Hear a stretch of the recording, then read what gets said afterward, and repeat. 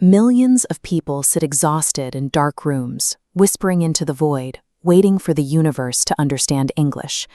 They write out their affirmations, they stare at their vision boards, and they fail.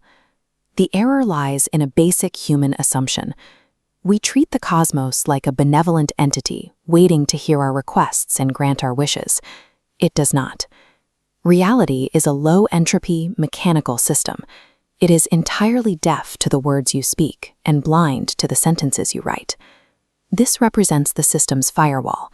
Written and spoken language bounce off entirely. The machine reads only raw emotional frequency, the dense biometric weight of your feelings. It rejects verbal requests, processing only physiological vibration, which successfully merges with the system to modify its core geometry.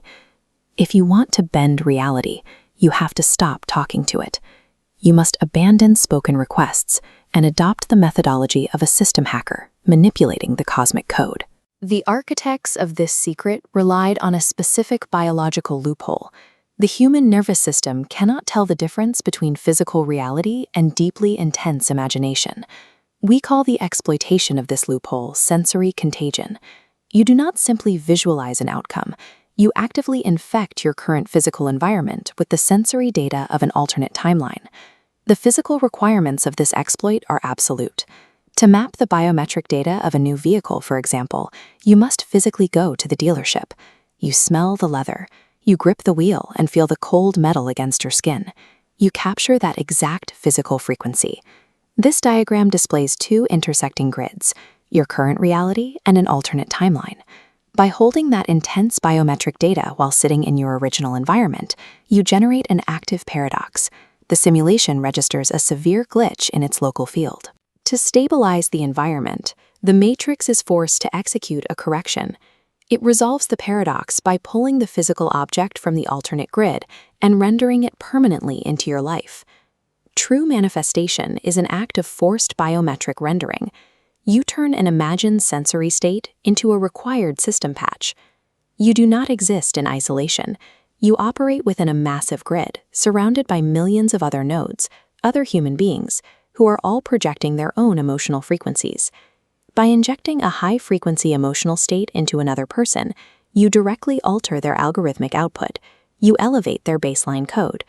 This diagram illustrates node connection within the broader network. When you execute an act of radical generosity or express genuine appreciation, a permanent conduit, an energetic tether forms between you and the receiving node. This exchange acts as a localized hack.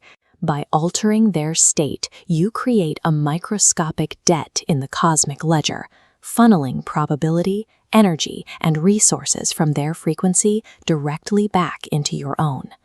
By lowering their unconscious resistance toward you, you expand your digital footprint. You become a massive gravitational center, pulling favors, wealth, and opportunities through these invisible strings effortlessly. Gratitude is not a moral virtue. It is a lateral network exploit used to actively monopolize human connection and resources on the grid. But manufacturing a sudden, intense state of joy carries extreme existential risk. The universe prefers a quiet, highly predictable state. It prefers its variables to remain asleep. When your vibration spikes, you light up on the cosmic radar like a blinding flare in the dead of night. You trigger the frequency trap. To correct your elevated vibration, the system deploys its antibodies. You will encounter sudden bad luck, highly hostile individuals, and bizarre accidents. These specific anomalies are deployed to drain your excess energy and force you back into a low-vibration sleep state. Severe negative pushback during rapid manifestation is not a coincidence. It is terrifying proof that the automated firewall recognizes you as a threat to its code. Merely acting happy will not allow you to survive the firewall's response. The machine easily detects superficial, temporary emotions and crushes them. Survival requires the law of absolute resonance. You must make a high-vibration state your biologically hardwired default baseline.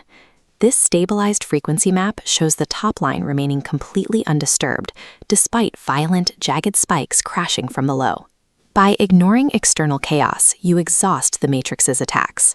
The system eventually gives up, adapting its localized environment to match your new, untouchable baseline output.